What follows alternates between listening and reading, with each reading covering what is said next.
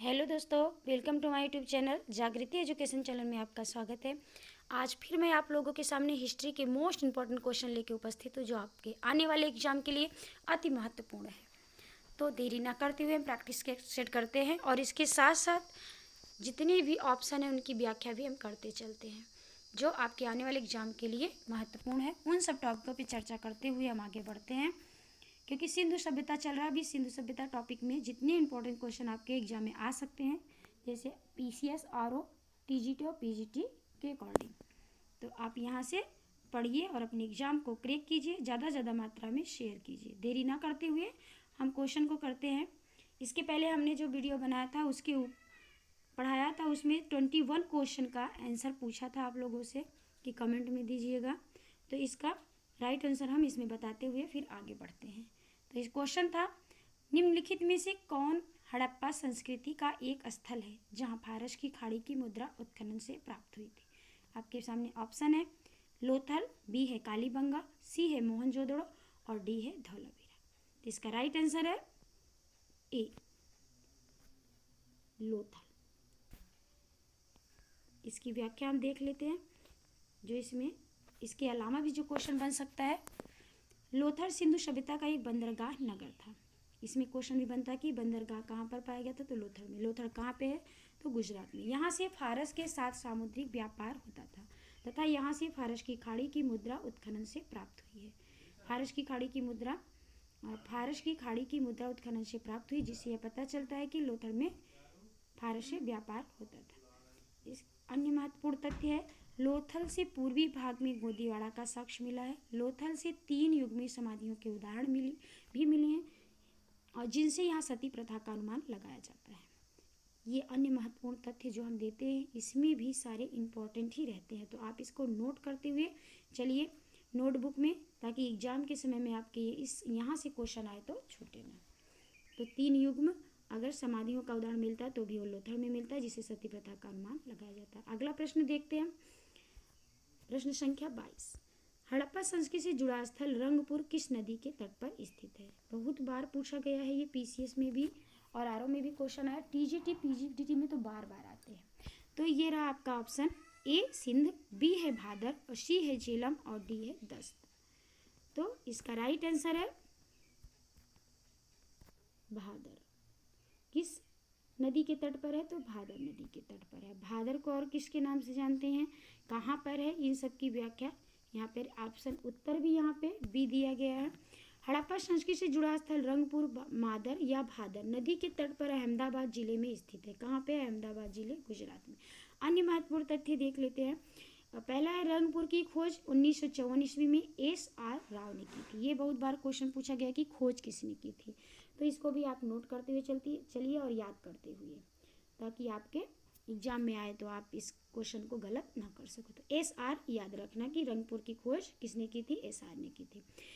यहाँ से उत्तर हड़प्पा कालीन अवशेष प्राप्त हुए हैं। रंगपुर से धान की भूसी के ढेर प्राप्त हुए हैं, जो हड़प्पा सभ्यता धान की कृषि की जाने का साक्ष्य है। अगला प्रश्न है, सिंधु सभ्यता काल के लोगों के घर किससे बनते थे। ऑप्शन है आपके सामने, ए पत्थर से, बी कच्ची ईंटों से, सी मिट्टी से, डी पक्की ईंटों से। इसका राइट आंसर है डी, पक्की ईंटों से बनते थे।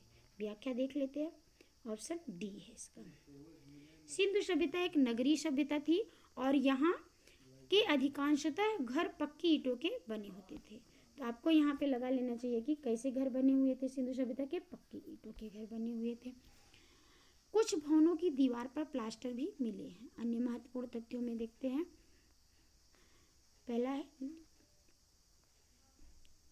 इस सभ्यता में मकान बनाने में सबसे प्रचलित ईंटों का आकार 4.21 का था, यानी 4.21 का था आकार।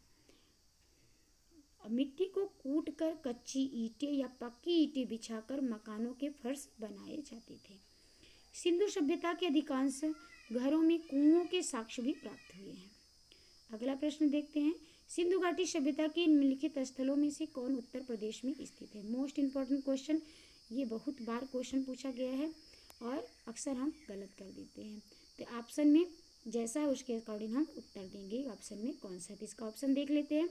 ए है लोथल, बी है आलमगीरपुर और सी है कालीबंगा और डी है चन्नूदड़ो।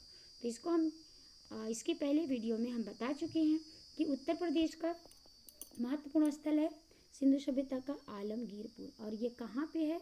तो ये हिंडन नदी के किनारे है। कहाँ पे है? हिंडन नदी के तट पर है। और ये उत्तर प्रदेश के पश्चिमी भाग में है। कहाँ पे है? ये यूपी में है, उत्तर प्रदेश के पश्चिमी भाग में है।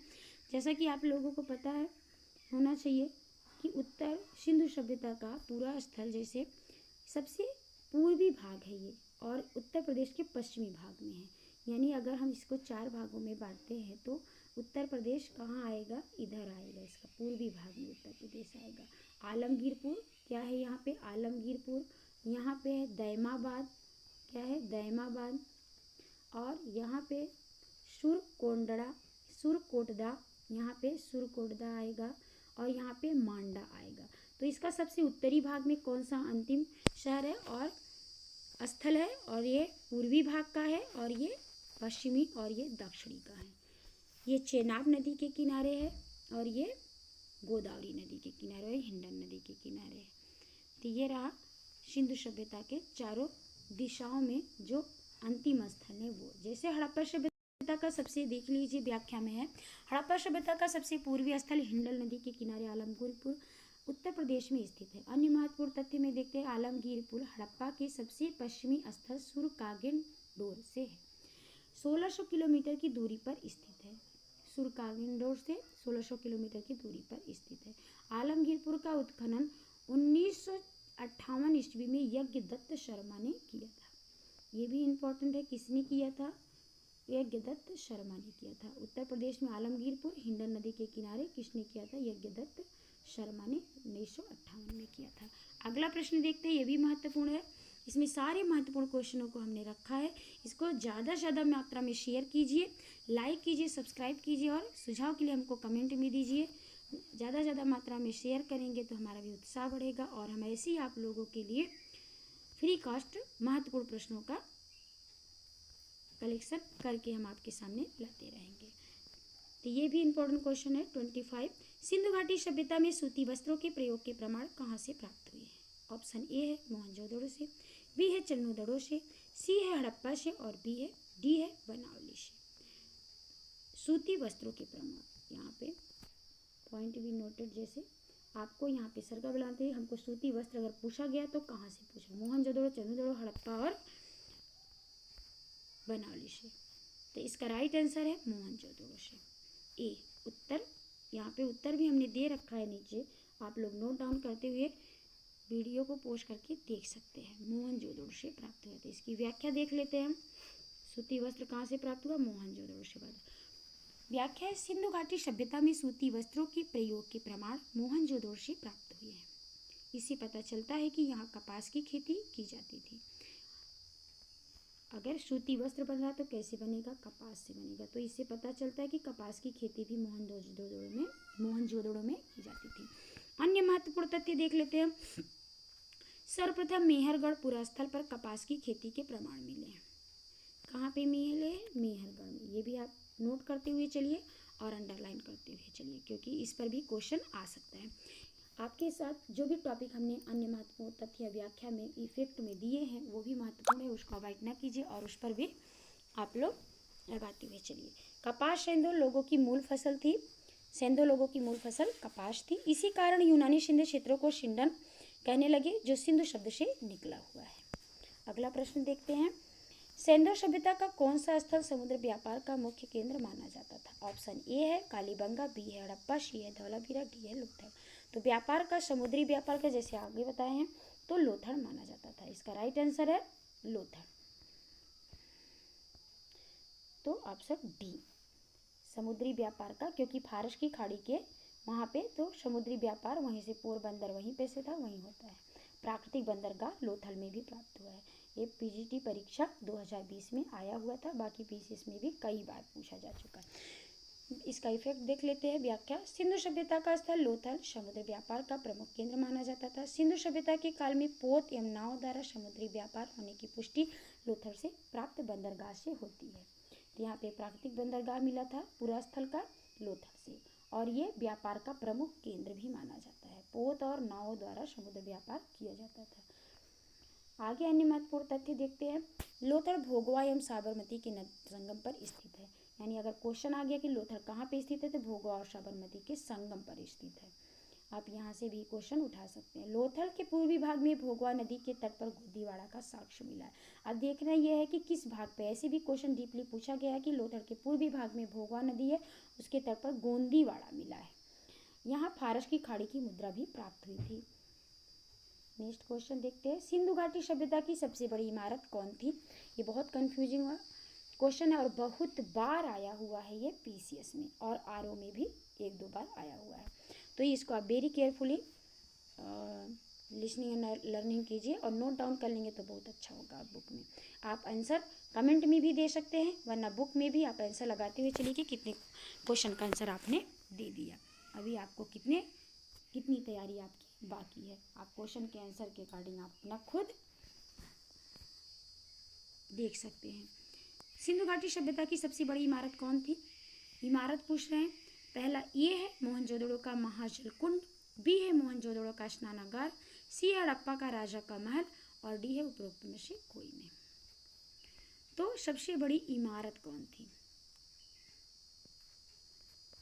तो इसमें दिया है डी, ऑप्शन डी, क्योंकि इमारत पूछ रहा है, जलाशय या सामाजिक भवन नहीं पूछ रहा है। तो इमारत में आता है विशेष मोहनजोदड़ो का अन्नागार, सबसे बड़ी इमारत थी। इसमें अन्नागार ऑप्शन में नहीं दिया गया है, तो इसलिए यहाँ पे ऑप्शन डी होगा, उपरोक्त में से कोई नहीं।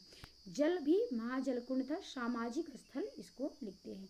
मोहनजोदड़ो का जो महाजल कुंड था या स्नानागार उसको बोलते, तो इसको सामाजिक, सबसे बड़ा सामाजिक स्थल था जहाँ पे लोग नहाते थे। स्नानागार बहुत अमेजिंग तरीके से बना हुआ था, जो ऊपर हमने पहले वीडियो में बता चुके। इमारत पूछे तो यहाँ पे अन्नागार लगाएंगे। क्या लगाएंगे? सबसे बड़ा मोहनजोदड़ो का अन्नागार है, और ये उपरोक्त में से कोई नहीं, क्योंकि यहाँ अन्नागार ऑप्शन में नहीं है, इसलिए डी ऑप्शन होगा।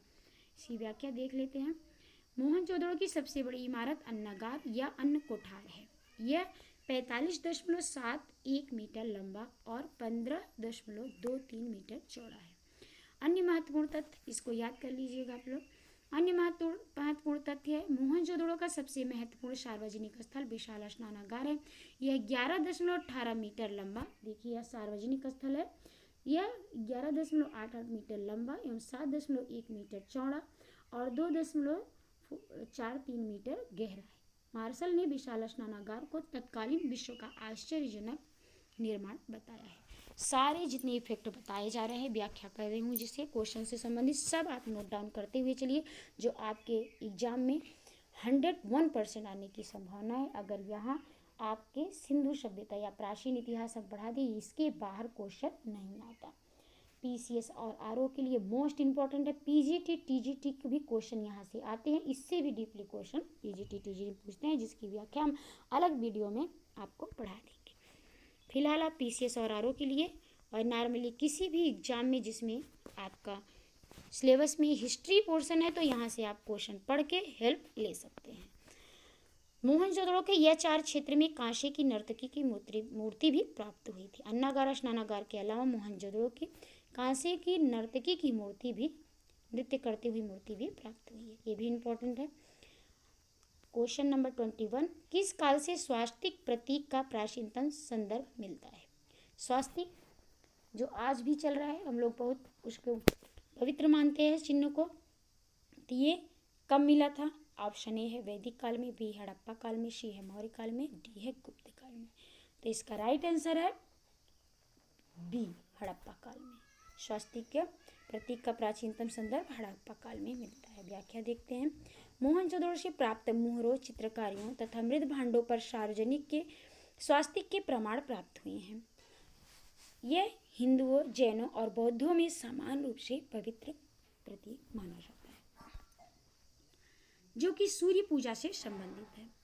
तो यहाँ पर आप नोट कीजिए कि स्वास्तिक के प्रमाण कहाँ कहाँ मिले हैं। मुहरों से प्राप्त मिले, चित्रकारियों से मिले, मृद भांडों यानी मिट्टी के बर्तनों पर भी प्रमाण इसके प्राप्त हुए हैं, और ये हिंदू, जैन और बौद्ध धर्म के लिए समान रूप से पवित्र प्रतीक के रूप में माने जाते हैं। सूर्य पूजा से संबंधित है। किससे संबंधित है? सूर्य पूजा से। सारे इसमें शब्द इंपॉर्टेंट है, यानी पूरी लाइन है आपके लिए इंपॉर्टेंट। अन्य महत्वपूर्ण तथ्य में देख लेते हैं। सिंधु सभ्यता से बड़ी संख्या में ताबीज मिले हैं। इससे अनुमान लगाया जाता है कि वे भूत प्रेत जादू टोना आदि में विश्वास करते थे। गुजरात, राजस्थान और हरियाणा के पुरास्थलों से बहुत सी अग्निवेदियाँ अथवा अग्निकुंड पाए गए हैं। अग्निकुंड कहाँ पे पाए गए? तो आप बता देंगे कि राजस्थान से पाए गए हैं और हरियाणा में भी पाए गए हैं अग्निवेदियाँ और अग्निकुंड। सिंधु सभ्यता के किसी भी पुरास्थल के उत्खनन से मंदिर के साक्ष्य नहीं मिले हैं। क्वेश्चन नंबर 29, घोड़े के अस्थि अवशेष कहाँ से प्राप्त हुए हैं?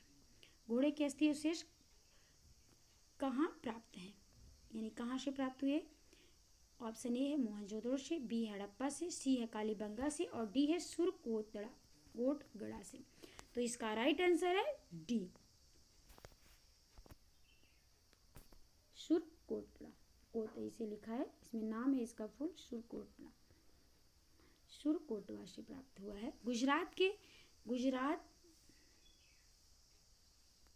गुजरात में स्थित एक महत्वपूर्ण हड़प्पीय स्थल है सुरकोटड़ा।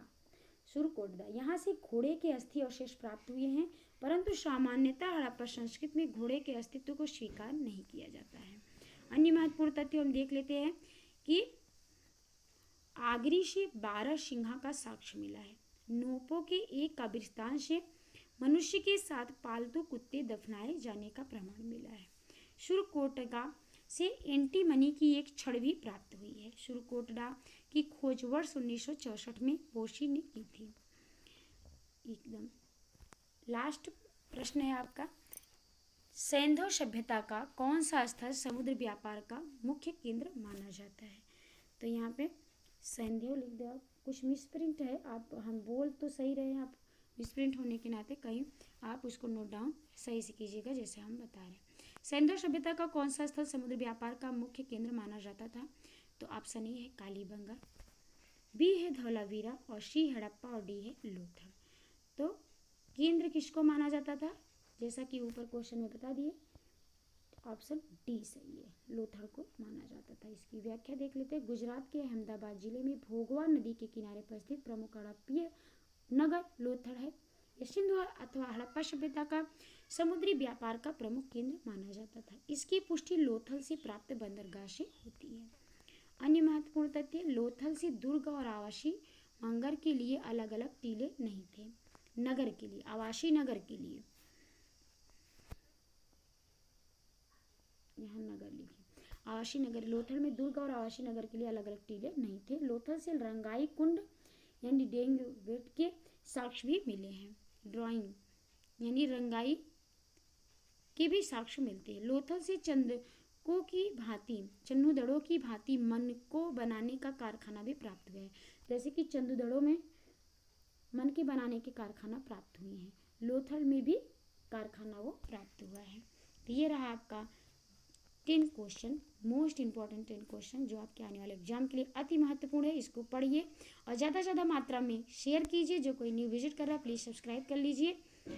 और आज का सवाल है आपका 31 क्वेश्चन, हड़प्पा सभ्यता के विशाल नगरों में से एक धौलावीरा कहाँ स्थित है? ऑप्शन ए है सिंध में, बी है राजस्थान में, सी है पंजाब में, डी है गुजरात में। ये 4 ऑप्शन है आपके सामने। इसका राइट आंसर आप लोग हमको कमेंट में दीजिएगा। इसके बाद ऐसे ही हम छोटे छोटे वीडियो बनाएंगे 10-10 क्वेश्चन का व्याख्या सहित, जो आपके लिए ज़्यादा बोरिंग ना हो और आपका इम्पोर्टेंट क्वेश्चन भी तैयार हो जाए, प्रैक्टिस भी हो जाए।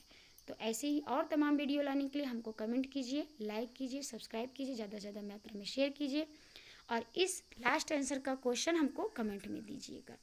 और अगर आप दीजिएगा सही है, उसके बाद हम नेक्स्ट वीडियो में फिर नए मोस्ट इम्पॉर्टेंट क्वेश्चनों के साथ लेकर उपस्थित होंगे। Thank you for watching. धन्यवाद।